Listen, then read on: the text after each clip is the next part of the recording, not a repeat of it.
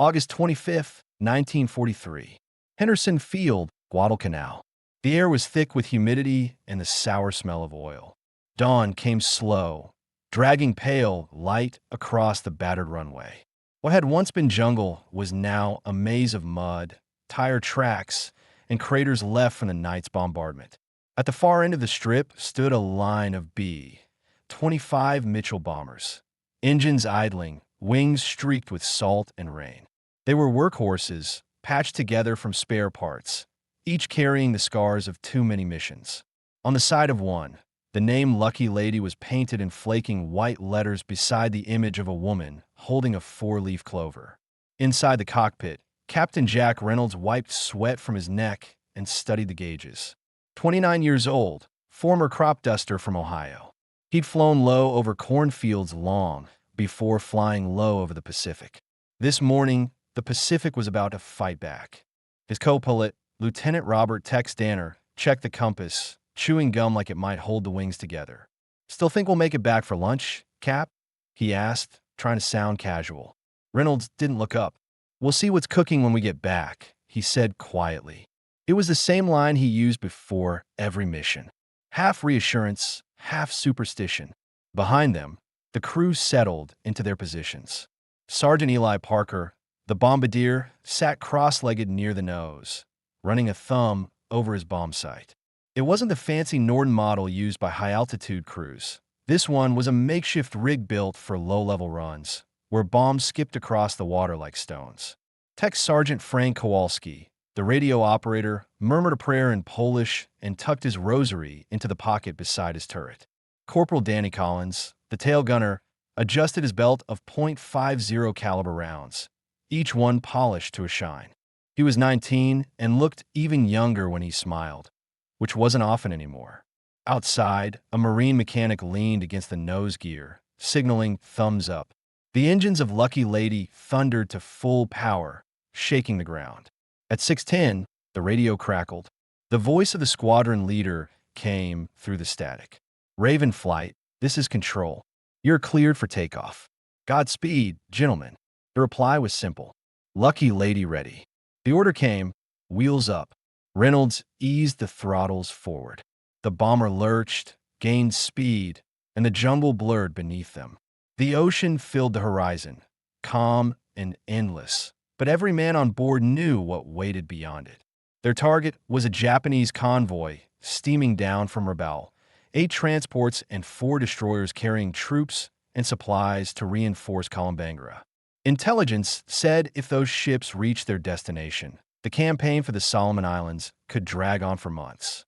The problem was the enemy knew they were coming. Anti-aircraft guns, destroyer screens, fighter patrols. Conventional bombing from 10,000 feet was useless.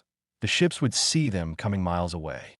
So command issued new orders: attack at mast height, skip bombs off the water, hit the ship's broadside, and pull out at tree level. It was the kind of plan that looked brave on paper and suicidal in the sky. Reynolds' voice stayed steady through the intercom. "All right, boys. Keep it tight. We stay low, we stay alive." The B-25 lifted over the coastline, engines roaring, wings brushing the tops of palm trees. 6 other bombers followed, silver specks racing over the green jungle toward open water. Below them, the waves stretched north like a sheet of steel. Ahead, somewhere beyond the haze, was the Japanese convoy. The men of Lucky Lady knew the math didn't favor them, but they also knew something else. If they didn't make it, the Marines on the next island would face the enemy instead. And so they kept flying straight into the rising sun, where fear had no place and survival depended on precision, discipline, and luck. By 7:30 hours, the Solomon Sea stretched endlessly beneath them, calm, glassy, and deceptively beautiful. The morning haze was breaking, revealing a pale blue horizon dotted with scattered clouds. The B-25 formation flew in tight echelon, no more than 50 feet above the surface, their shadows racing across the waves like ghosts. Inside Lucky Lady, the crew had gone silent. The only sound was the deep, rhythmic hum of the twin, right engines and the occasional metallic rattle of loose panels, the kind of noise you stop noticing after 30 missions. Captain Jack Reynolds kept his eyes fixed on the altimeter, 45 feet, steady. Too high and they'd show up on radar. Too low and they'd skip off the waves.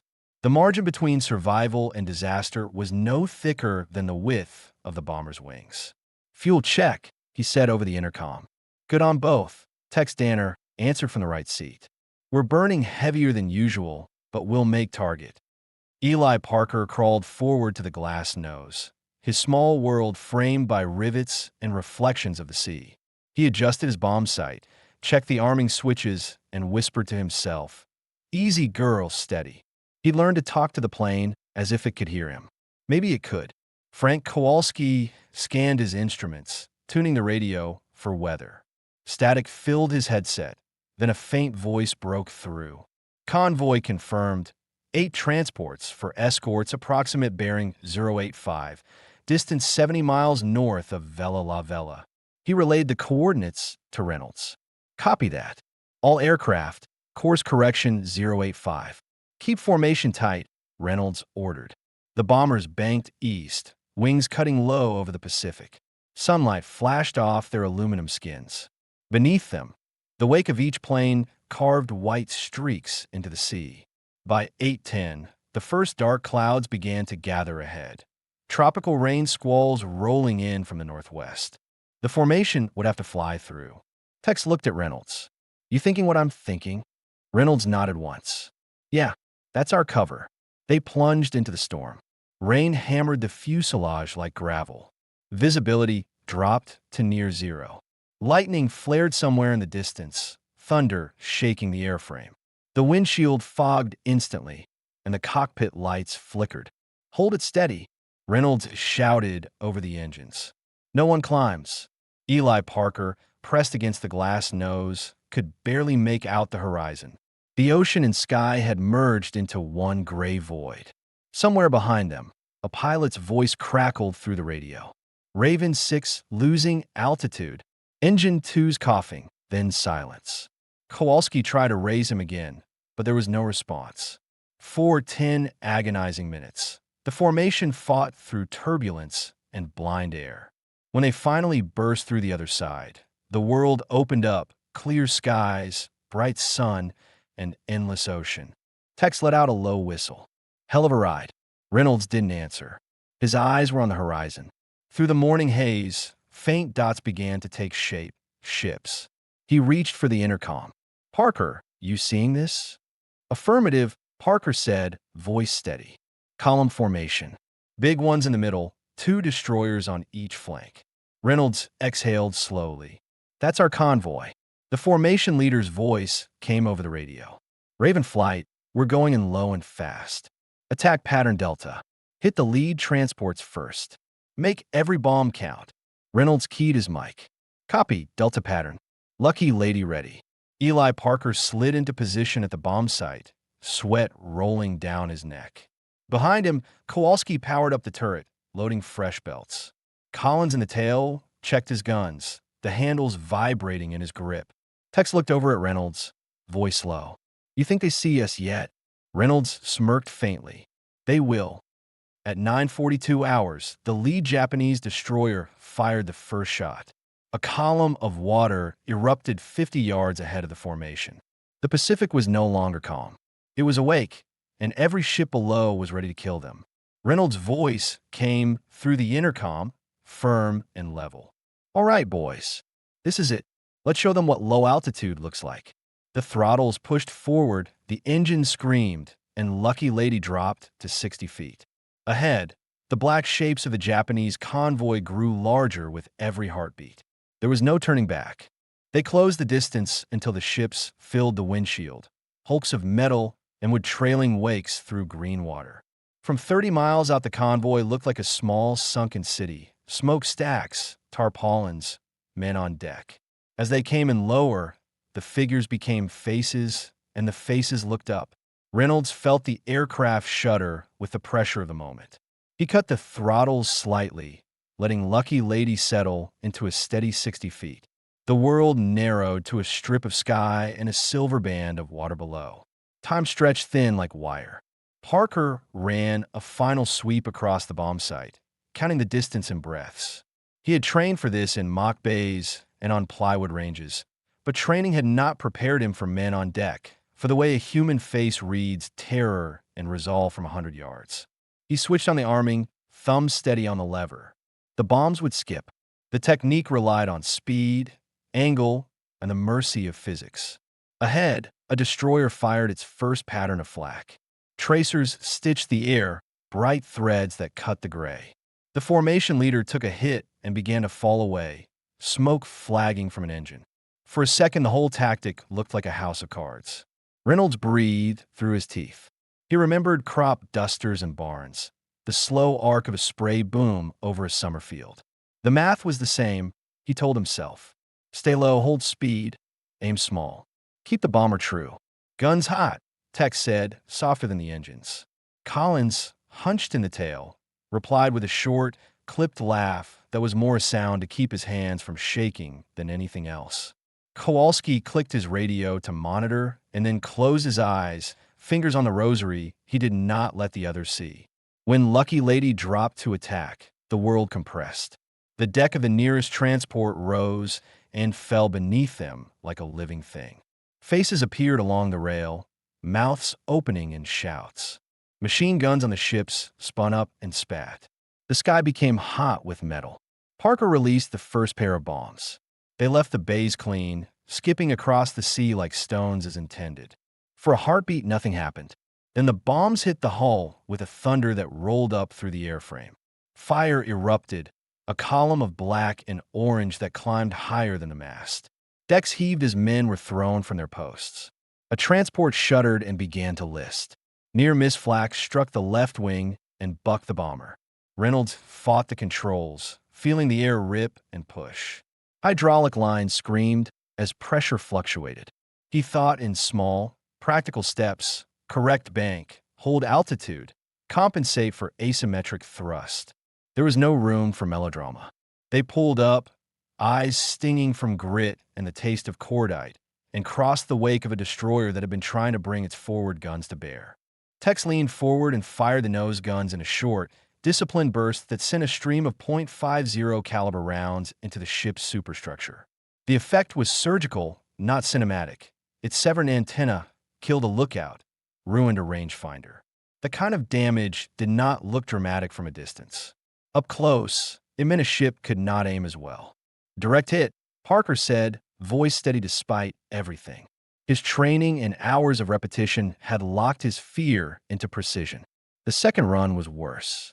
Now every gun was tracking, every lookout had a bead, and the destroyers began laying down a curtain of fire. Tracers tore through the sky like angry beacons.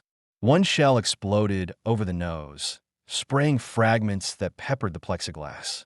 A piece of shrapnel nicked Collins' arm. He swore once, quiet and sharp. They went in again, closer this time. The intent was exact. Hit the transports amidships where cargo and men were concentrated, then rip away at mast height before the escorts could respond with coordinated salvos. The bomber dipped so low that salt spray sprayed the windscreen. Men on the decks ducked and cursed. For a moment, the aircraft and ocean were the same thing. A transport took the second set of bombs and broke open. The explosion peeled away plating, launched cargo into the air, and sent a geyser of flame and black smoke. Men clung to rails. Boats overturned. The destroyers, now frantic, turned to bring torpedoes into range. One of the escorts, trimmed for forward speed, suddenly reeled, her stern lift as the hull took a near hit. She began to slow. From above, the formation leader barked into the radio, voice raw with static and exertion. All units, focus on the center transports. We can stop this convoy now if we keep pressure. The encouragement was more tactical than moral. Pressure meant fewer chances for the ships to coordinate repair and jettison. Midway through the passes, a Zero came out of nowhere, an arrow from the clouds. It dove with terrifying speed toward the formation, guns blazing. Guards and gunners' turrets flung themselves into action. Kowalski spun his top turret and sent a storm of .50s up to meet the fighter. Tracers met tracers in a brief, suspended conflict. The Zero shuddered, smoke streaming, then rolled and plunged toward the sea. The formation clipped the sound of its fall. The respite lasted less than a minute. The destroyer screens had recovered, and now the entire convoy concentrated fire. Flak became ubiquitous, white puffs showing all around them. A near miss splintered the flight control cables in Lucky Lady's tail. The rudder pulled with a new, insistent wobble. Reynolds felt the controls go light and then heavy, as if the plane had been mortally wounded and kept flying by sheer will. Trim hard left, Tex shouted, voice tight. He set his weight against controls, and the two men worked together like hands that had always known each other. The aircraft responded grudgingly. They were losing altitude on the run out, and the ocean came closer than it should have. On deck, Collins watched the waves and the guns as if cataloging everything he saw for later. He thought of home only in flashes, his mother's laugh, the field where he had been a boy. There was no time to let memory settle. He pressed his back against the tail, squeezed the triggers in short, disciplined bursts, and watched shells arc past, carving foam from the sea. When they cleared the convoy, the formation was ragged. One Mitchell spun away, smoke trailing, the pilot fighting to keep it in the air. Another had taken multiple hits and would not make it back. The tally was immediate and harsh. The men did not count bodies yet. They counted the damage and the next move. Lucky Lady had taken holes across her fuselage and a wing half planted with shrapnel. The right engine coughed and stuttered, but kept running. Fuel lines had been nicked. The crew smelled gasoline and metal. Fear was a taste, metallic and sharp. For a moment the plane felt smaller, the men closer, their breaths synchronized by exhaustion. They flew on, not triumphant, not defiant, but precise. The mission was not about heroics. It was about destroying the enemy's capacity to supply. 2 transports were burning, 1 destroyer was dead in the water, and the rest were limping. The convoy's effectiveness was compromised because of the men who chose to fly into the teeth of concentrated fire and do what had to be done. Reynolds kept the bomber steady as they moved away. He felt then the cold wash of adrenaline ebbing into a kind of weary calm. The ocean rolled below, indifferent to the chaos it had hosted. The men on deck of the damaged transports were climbing lifelines, pulling survivors from the water. Small boats cut from smoke and oil, men hauling men. On Lucky Lady, Parker finally allowed himself to look at the instruments. His hands shook, but his eyes were clear. He had done his job. He had made the bomb fall where it needed to fall. There was a terrible, private satisfaction in that accuracy. In the blind math of war, precision had saved lives elsewhere, had bought time for other units to regroup and press the advantage. They were not finished. The escorting destroyers would still hunt for them. Fighters could return, and more convoys might appear. But in that hour, they had rewritten the immediate terms of the fight. The convoy's mission had failed this day because a handful of men had chosen a tactic that made sense only when carried out with absolute commitment. As they peeled away and climbed just enough to clear the horizon, Lucky Lady's crew allowed themselves a single small sound, a collective, exhausted intake of breath that felt like a confession and a benediction at once. The smell of burnt oil filled the cockpit. Black smoke trailed behind Lucky Lady as she circled for another pass. The first strike had crippled 1 transport, but the convoy was still moving. And now, every gun on every ship was pointed up.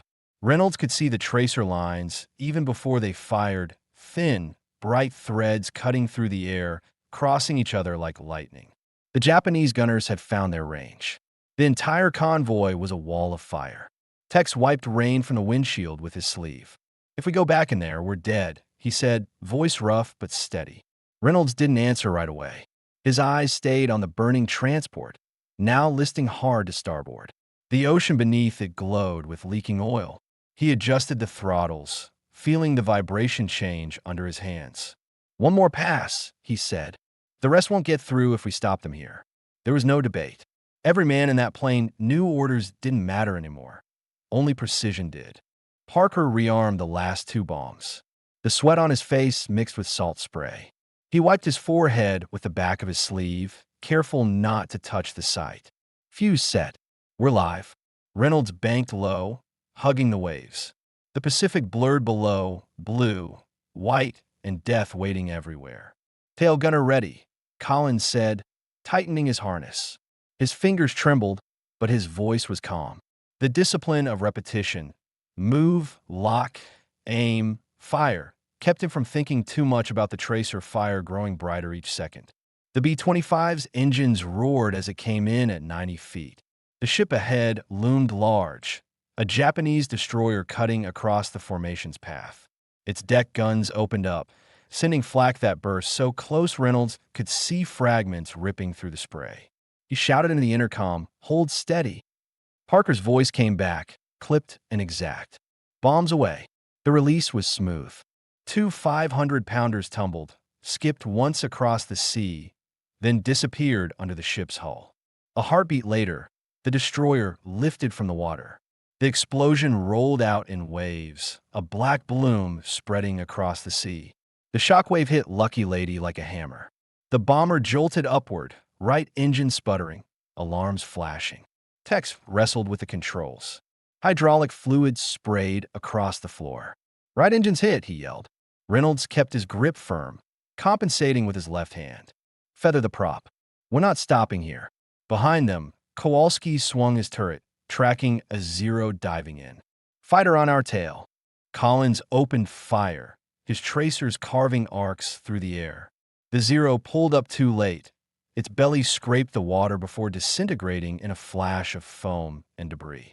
Lucky Lady leveled off, engines coughing but alive. The convoy behind them was chaos. Ships scattered, smoke pillars rising, the sea black with fuel and fire. Reynolds turned them toward open water. "We're done here. Hold tight." Parker looked once over his shoulder, watching the burning ships fade behind them. He whispered something, too soft to hear over the roar, but the words stayed in his throat like a prayer. For a moment, none of them spoke. Just the rhythmic drone of engines and the soft creak of metal stressed to its limit. They had flown into hell and made it out again barely. Reynolds finally exhaled, voice low and even. "All right, boys. Let's go home." No one cheered. No one smiled. They all knew how many hadn't made it. But in the silence that followed, there was something deeper than triumph. Something like awe that they were still alive. Far behind them, the Pacific burned. The Lucky Lady climbed just high enough to clear the smoke. And the men inside her, weary and hollow-eyed, knew they had done what no one thought possible. The open sea stretched ahead, wide and empty, but no one trusted it. Every man in Lucky Lady knew the Japanese would send fighters after them. And with a crippled engine, they were a slow, wounded target. The right propeller spun unevenly, coughing smoke with every rotation. Reynolds adjusted the throttle again and again, coaxing the plane like it was an animal trying to die on its feet. Each vibration in the cockpit sounded like a verdict. "Hydraulics are gone," Tex reported quietly, glancing at the pressure gauge that had dropped to 0. "Landing gear's not coming down when we get back." Reynolds nodded once. "We'll worry about landing when we have a runway." He didn't look away from the horizon. His hands never stopped moving, small corrections every few seconds. Keeping altitude, holding course, the kind of work only a pilot who'd stopped believing in luck could do. Kowalski was at the radio, trying to raise the others. The headset hissed with static and broken bursts of voices, fragments of chaos from the rest of the formation. Raven 2 taking fire. Raven 5 hit in the wing, going down, then nothing. Silence. He lowered the headset slowly. "We've lost 3, he said. No one answered. There was nothing to say. A few minutes later, Parker spotted movement through the glass nose, dark specks on the horizon. "Fighters. Fust. Zeros, 4 of them, coming in from 2 o'clock high," he shouted. Reynolds didn't need a look. He knew that formation by heart. The fighters would dive, use the sun behind them, and tear apart anything that couldn't climb or roll fast enough. He pushed the throttles as far as they would go. The left engine screamed. The right coughed black smoke, but held. "Everyone, ready guns." The first Zero dove in, guns blazing. Bullets ripped across the fuselage, smashing a hole through the side panel. Collins in the tail turret tracked the streak of silver and fired short, sharp bursts. His tracers connected, a flash of flame, a black spiral. One fighter gone. The second came in low from behind. Kowalski swung his turret and squeezed the triggers until the barrels smoked. The tracer line walked up the Zero's fuselage and caught the fuel tank. It exploded midair, debris raining across the waves. Two down. Kowalski yelled, breathless. Tex turned his head slightly, shouting over the engine noise, "They're not breaking off." He was right. The last two Zeros pressed and hard, one coming from the right flank, one straight from the sun. The first strafed the cockpit, glass shattered, shards flying across the instrument panel. Reynolds ducked instinctively, the smell of burning insulation filling the air. "Hold her steady," Tex yelled, covering his face. The final Zero dove too low, chasing the bomber as it hugged the waves. Collins caught its movement, waited, then fired a full burst. The rounds tore through the fighter's wing. The Zero pitched up sharply, lost lift, and slammed into the ocean in a spray of water and smoke. The last one turned away. Maybe fuel, maybe fear, either way it was gone. Silence returned, broken only by the uneven groan of engines. The crew sat still, staring at the holes in the fuselage, the torn wires, the cracked glass. The smell of oil and sweat hung heavy. Reynolds adjusted his grip again. His knuckles were raw and white. "Status," he said finally. "Left engine green. Right's barely holding. No hydraulics. No intercom. No flapstack zansverid. But she's flying." Reynolds almost smiled. "Then she's fine." They flew on in silence, every man watching the horizon.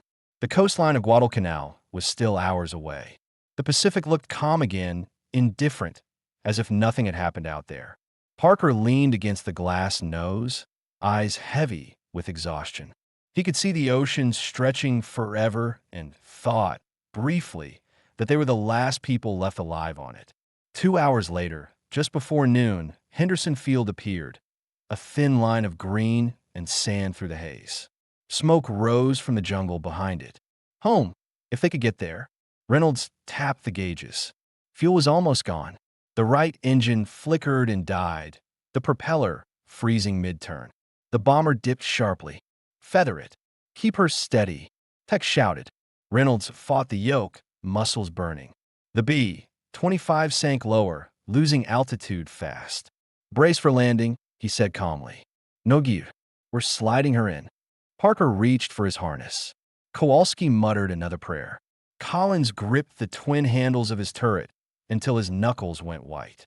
The runway came up fast, coral, uneven, littered with debris.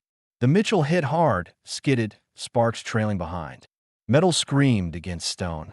The left wing scraped the ground, tearing loose a panel. The plane bounced once, then slammed down again and stopped. For a long moment, no one moved.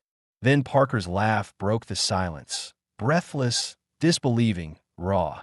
"We're down," he said. "We're down." Tex slumped back in his seat. Reynolds leaned his head against the cracked glass, chest heaving.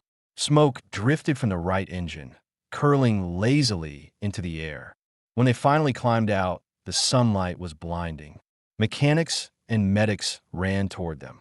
Reynolds stood at the wingtip, looking at the holes that peppered the fuselage from nose to tail. They had brought her home on one engine. No hydraulics, no flaps, and less than a gallon of fuel left.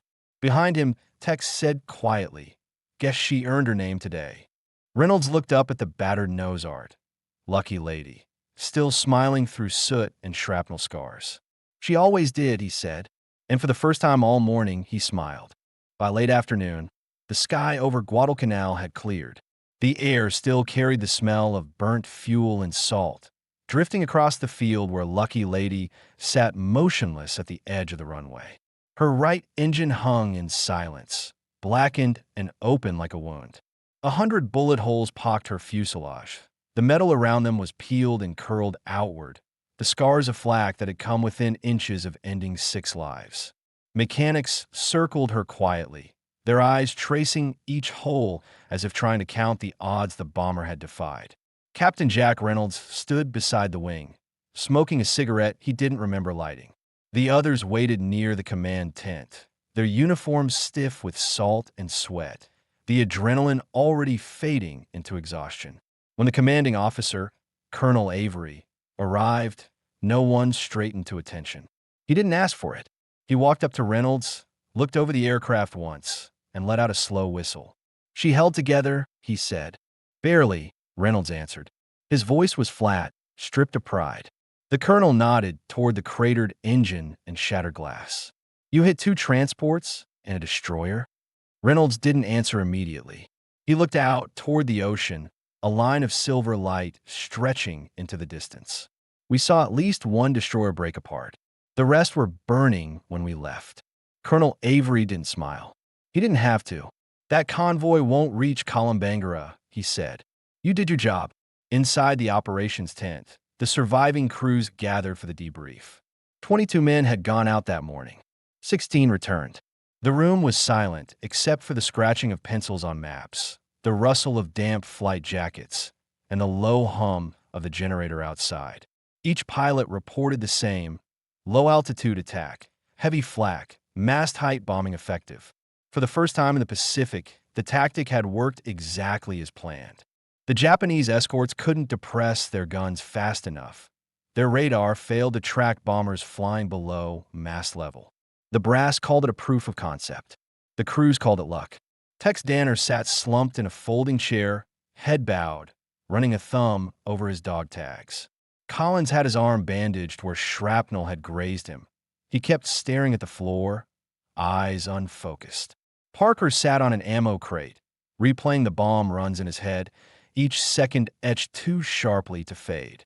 When Colonel Avery spoke again, his tone was quiet. "You men flew what we call a suicide profile. Most of the Air Corps still believes it can't be done. But today, you proved them wrong." No one spoke.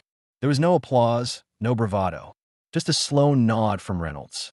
Later that evening, as the sun fell behind the palms, the men gathered near the edge of the airstrip. The wrecked planes from other squadrons sat in silence. Twisted metal, missing engines, burned out cockpits. Lucky Lady stood among them, battered but intact. Kowalski walked a slow circle around her, fingers brushing the holes in the fuselage. 116 hits, he murmured. "And she still flew." Parker smirked faintly. "Told you she was lucky." Tex lit another cigarette and exhaled toward the sea. "Lucky or stubborn," he said, "doesn't matter. She brought us home." They watched the sky fade from orange to gray. Somewhere in the jungle, artillery rumbled, a distant reminder that the war was far from over. But for the first time in months, none of them felt like it was chasing them. The next morning, the mechanics stripped Lucky Lady for inspection. They found fragments of flak embedded in the bomb bay, hydraulic lines shredded beyond repair, and the right engine, too, damaged to rebuild. The crew was reassigned to another aircraft, but the name stayed with them. Every new Mitchell they flew carried the same white letters across its nose: Lucky Lady 2, 3, and beyond. Weeks later, a message arrived from command headquarters. The mission over the Solomon Sea had been classified as a decisive success. Japanese supply lines were broken, and the new low-altitude tactics would become standard procedure for B-25 squadrons across the Pacific. The report ended with a single note, written in a colonel's precise hand. Courage and precision, not altitude, turned the tide that day. Reynolds read it once and folded it into his pocket. He never spoke about medals or commendations. When people asked about the mission years later, he would only say, "We had a job to do. We got lucky."